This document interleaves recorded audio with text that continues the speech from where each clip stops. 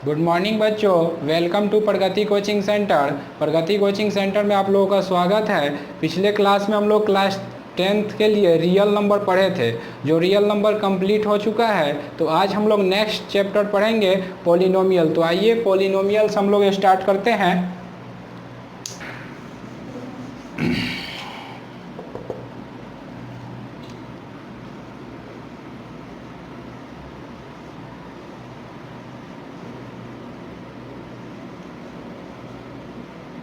Polynomials लिखा हुआ है। अब पॉलिनोमियल्स को हम लोग दो टर्म में बांटेंगे, तो क्या लिखाएगा बाबू? पोली। पोली का मतलब होता है मैनी। क्या होता है? मैनी। ठीक है। और नोमियल्स का मतलब होता है, नोमियल्स का मतलब होता है टर्म। जिसमें बहुत सारा टर्म हो उसको हम लोग क्या बोलेंगे? पॉलिनोमियल्स बोलेंगे। क्या बोलेंगे बाबू? पॉलिनोमियल्स बोलेंगे। पॉली का अर्थ मैनी और नोमियल्स का मतलब टर्म होता है। जिसमें बहुत सारा टर्म हो उसको हम लोग पॉलिनोमियल्स बोलेंगे। ठीक है। और पॉलिनोमियल्स को हम लोग px से डिनोट करते हैं। किस चीज़ से डिनोट करते हैं? px से डिनोट करते हैं। पॉलिनोमियल को हम लोग px से डिनोट करते हैं। It is denoted by px, rx, qx, zx। अब ये डिपेंड करेगा कि पॉलिनोमियल किस लिटरल टर्म में लिखा हुआ है। जिस लिटरल टर्म में लिखा हुआ होगा वो उससे हम लोग डिनोट करेंगे। जैसे x टर्म में लिखा रहेगा x में, तो px से डिनोट करेंगे। फिर x में लिखा हुआ रहेगा और तो rx से भी डिनोट कर सकते हैं। x में ही लिखा रहेगा तो qx से भी डिनोट कर सकते हैं। zx से भी डिनोट कर सकते हैं। ठीक है। इसके बाद में एक टर्म आता है बाबू, डिग्री। ठीक है, डिग्री आता है टर्म। तो डिग्री क्या होता है उसके बारे में हम लोग जानेंगे कि डिग्री किसको कहते हैं। पॉलिनोमियल्स आप समझ गए होंगे कि मैनी टर्म्स, डेफिनेशन लिखवाने का कोई ज़रूरी नहीं है। मैनी टर्म्स जिसमें होगा इंक्लूड, वैसा अलजेब्रिक टर्म जिसमें मैनी टर्म्स हो। ठीक है। और इसका पावर क्या हो? कोई नेचुरल नंबर हो या कोई होल नंबर हो, उसको हम लोग पॉलिनोमियल्स बोलेंगे। It is denoted by px, rx, qx और zx। ठीक है। तो इतना लिखिए, उसके बाद में डिग्री हम आपको बताते हैं कि डिग्री क्या होता है। ठीक है बाबू।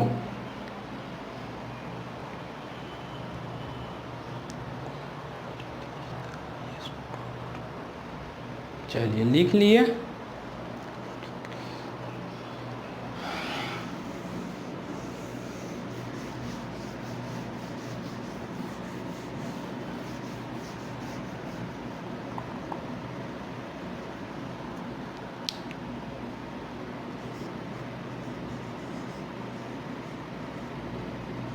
डिग्री। अब हम लोग डिग्री के बारे में पढ़ेंगे कि डिग्री क्या होता है। ठीक है बाबू।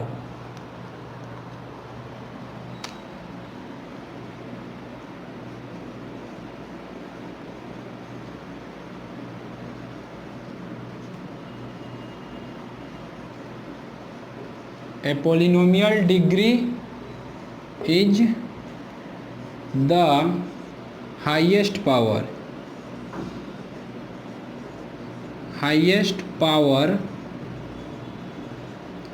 या एक्सपोनेंट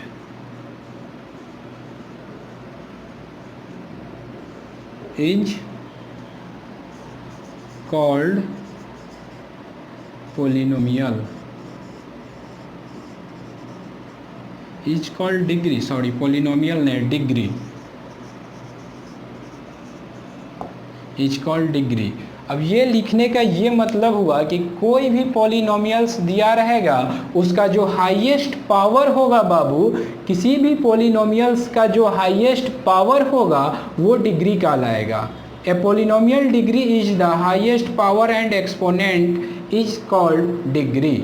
कोई भी एक, जैसे एग्जाम्पल के तौर पे देख लीजिए, 5x² 3x + 8, ये एक पॉलिनोमियल्स दिया हुआ है। ठीक है।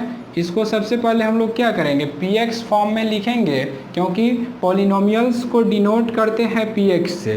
तो px इज इक्वल टू हम लोग लिख सकते हैं 5x² प्लस 3x प्लस 8, जितना बात लिख सकते हैं। अब इसमें हाईएस्ट पावर देखेंगे, इसका पावर 2 है और यहाँ पावर 1 है और यहाँ पे पावर क्या लिख सकते हैं, 0 लिख सकते हैं, ठीक है। तो इसमें हाईएस्ट पावर कौन सा हुआ, 2, तो ये डिग्री हो जाएगा, डिग्री इज इक्वल टू 2, ठीक है बाबू। तो इस तरह से कोई भी पॉलिनोमियल्स का एग्जाम्पल दिया रहेगा तो उसका जो हाईएस्ट पावर होगा वो डिग्री कहलाता है, ठीक है। आप लोग इसको नोट्स कीजिए, उसके बाद फिर आगे के पॉइंट्स बताते हैं।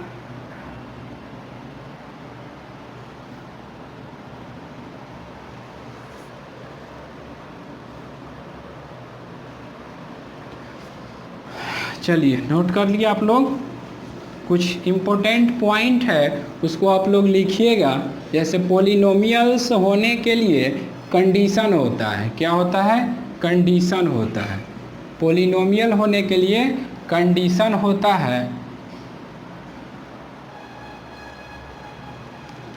फर्स्ट कंडीशन है कि power is non negative. Polynomials होने के लिए क्या कंडीशन है कि पावर या एक्सपोनेंट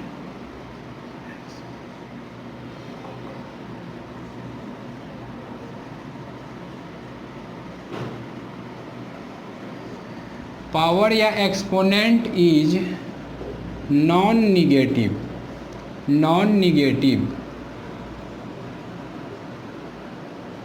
ये कहने का ये मतलब हुआ कि किसी भी पॉलिनोमियल्स का अगर पावर निगेटिव है ना, अगर पावर निगेटिव हो तो वो पॉलिनोमियल्स नहीं कहलाता है। जैसे 5x-2 प्लस 3x-1 प्लस 8, क्या ये पॉलिनोमियल है?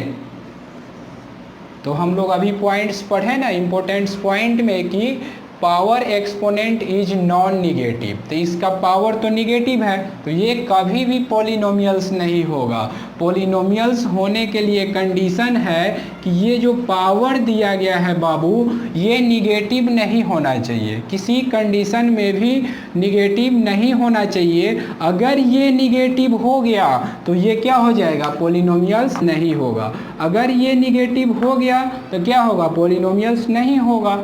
सेकेंड है कंडीशन, एक पॉजिटिव एग्जांपल देख लीजिए, ये 5x² प्लस 3x प्लस 8 होना चाहिए।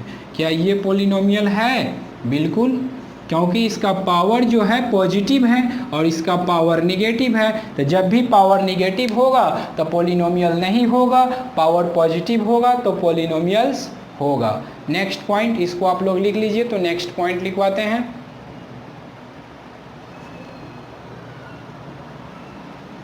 लिख लिया आप लोग। सेकेंड,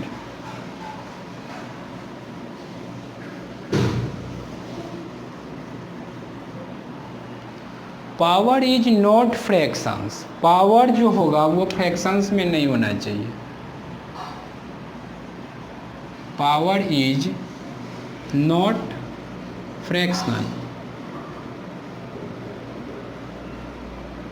पावर जो होगा बाबू वो फ्रैक्शंस में नहीं होना चाहिए। That means 8x⁻² plus 9x⁻² plus 10, क्या ये पॉलिनोमियल होगा? नहीं, ये पॉलिनोमियल कभी नहीं होगा। ये पॉलिनोमियल इसलिए नहीं होगा कि इसका जो ये पावर है ना बाबू ये फ्रैक्शन मोड में आ गया। ये पावर जो है ये फ्रैक्शन मोड में आ गया। जब भी फ्रैक्शन बन जाएगा, क्या बन जाएगा, फ्रैक्शन बन जाएगा, तो ये क्या होगा, पॉलिनोमियल नहीं होगा। इसलिए इस कंडीशन पे ध्यान देंगे कि इसका पावर क्या है। किसी भी पॉलिनोमियल का अगर आइडेंटिफाई करना है, पहचान करना है, तो सबसे पहले उसके पावर को देखेंगे। उसका पावर अगर निगेटिव है तो वो पॉलिनोमियल्स नहीं है। अगर उसका पावर फ्रैक्शन मोड में है तब भी वो पॉलिनोमियल नहीं है। तो क्या होगा, ये 8x⁻², कुछ भी लिखिए, और 9x² प्लस 10 ये हो सकता है क्योंकि इसका पावर जो है वो क्या है, पॉजिटिव नंबर है। इसको लिखिए आप लोग, लिख लिए। चलिए नेक्स्ट पॉइंट की तरफ चलते हैं हम लोग।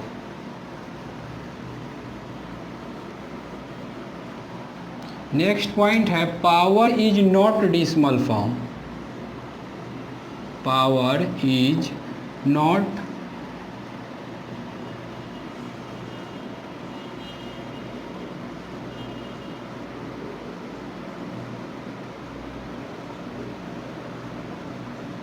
किसी भी पोलिनोमियल्स का पावर जो होगा वो अगर डेसिमल में होगा, डेसिमल नंबर में होगा, तो वो पोलिनोमियल कभी नहीं कहलाएगा। दैट मीन्स एग्जाम्पल देखिए,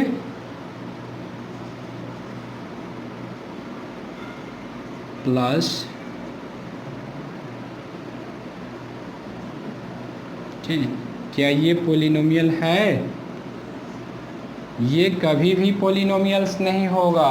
ठीक है बाबू, ये कभी भी पोलिनोमियल्स नहीं होगा। पोलिनोमियल्स होने के लिए सिर्फ ओनली फॉर एक ही कंडीशन है कि उसका पावर जो होगा ना हमेशा पॉजिटिव नंबर होना चाहिए। क्या ये पॉजिटिव नंबर है? लेकिन पॉइंट में नहीं होना चाहिए, क्योंकि इस पॉइंट को अगर हम लोग ख़त्म करेंगे तो ये फ्रैक्शंस मोड में चला जाएगा। अब कैसे फ्रैक्शंस मोड में चला जाएगा? ये 0.8 लिखा हुआ है तो पॉइंट ख़त्म करेंगे, पॉइंट के बदला में डिनोमिनेटर में 1 डालते हैं और पॉइंट के बाद जितना डिजिट होता है ना उतना 0 डालते हैं। तो अब ये क्या बन जाएगा? 9x टू दी पावर 8/10, 2 4 जा और 2 5 जा, बन जाएगा ना कि 9x टू दी पावर 4/5। क्या ये फ्रैक्शंस में हो गया? तो हम लोग पढ़े थे कि किसी भी पोलिनोमियल का पावर अगर फ्रैक्शनल टर्म में हो जाए तो क्या वो पोलिनोमियल होता है? नहीं होता है, इसलिए ये पोलिनोमियल नहीं होगा। ठीक है बाबू, इसको लिख लीजिए। तो कुछ और इम्पोर्टेंट फैक्ट है, उस फैक्ट को हम बताते हैं आप लोग को।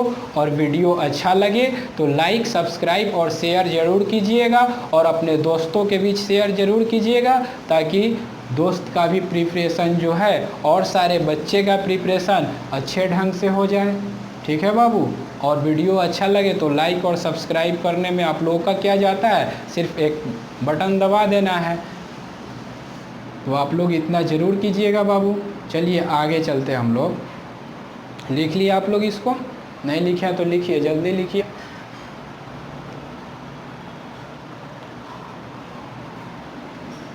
अब बाबू 2 टर्म आता है, वेरिएबल और कांस्टेंट।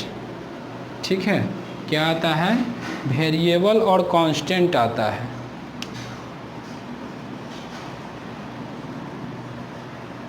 वेरिएबल और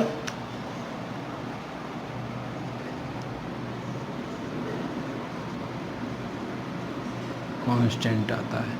ठीक है, इसका जो वैल्यू होता है फिक्स्ड होता है, फिक्स्ड वैल्यू, और इसका जो वैल्यू होता है not fixed value, not fixed value. Variable का वैल्यू जो होता है वो फिक्स नहीं होता है। वेरिएबल कहने का क्या मतलब हुआ कि वेरिएबल का वैल्यू जो होगा ना फिक्स नहीं होगा, और कांस्टेंट कहने का मतलब हुआ कि कांस्टेंट का वैल्यू जो होगा ना वो फिक्स होगा। ठीक है, it means denoted by x, denoted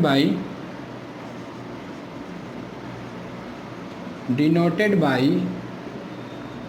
x y z।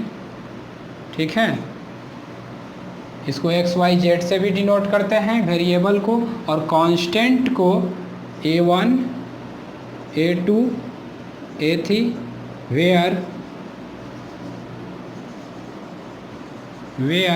a1 is equal to 4, a2 is equal to 6। अब क्या आप ये बात देख करके बताइए कि वेरिएबल और नॉन वेरिएबल देखने से आप लोग को कुछ समझ आ रहा है? कांस्टेंट कहने का मतलब है, अगर यहाँ किसी क्वेश्चंस में 4 लिखा हुआ है या दैट मीन्स कोई नंबर लिखा हुआ है, तो क्या नंबर्स का वैल्यू कभी चेंज होता है? नंबर्स का वैल्यू कभी भी चेंज नहीं होगा। अगर वो 4 लिखा हुआ है तो 4 ही होगा, ठीक है। अगर ये 4 लिखा हुआ है किसी क्वेश्चंस में तो उस क्वेश्चंस में 4 का वैल्यू 4 ही होगा। बट अगर किसी क्वेश्चंस में x लिखा हुआ है तो किसी भी क्वेश्चंस में x का वैल्यू 8 होता है। फिर सपोज कर लीजिए कि किसी क्वेश्चंस में x का वैल्यू 8 है और फिर नेक्स्ट क्वेश्चन हम लोग बनाने जाते हैं तो वहाँ पे x का वैल्यू 12 होता है। तो क्या ये क्वेश्चंस पे डिपेंड करता है ना कि x का वैल्यू क्या होगा? तो x का वैल्यू जो है x, y, z किसी भी लिटरल टर्म का वैल्यू हमेशा चेंज होते रहता है। तो जो वैल्यू फिक्स नहीं होगा, हमेशा क्वेश्चंस के हिसाब से चेंज होता रहेगा, उसको हम लोग वेरिएबल बोलते हैं। और जो कांस्टेंट होता है, जिसका वैल्यू फिक्स होता है, उसको हम लोग कांस्टेंट बोलते हैं। तो आप लोग वेरिएबल और कांस्टेंट टर्म को समझ गए होंगे, तो इसको अच्छे से लिख लीजिए नोट्स में, ठीक है।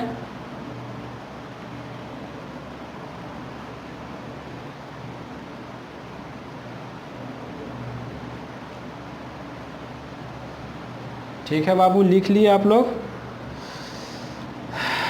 ठीक है, तो लिख लिए। तो आज के लिए इतना ही। फिर हम लोग कल नेक्स्ट वीडियो में जितना भी प्रॉपर्टीज बच गया है उसको पढ़ेंगे और उससे रिलेटेड क्वेश्चंस को करेंगे।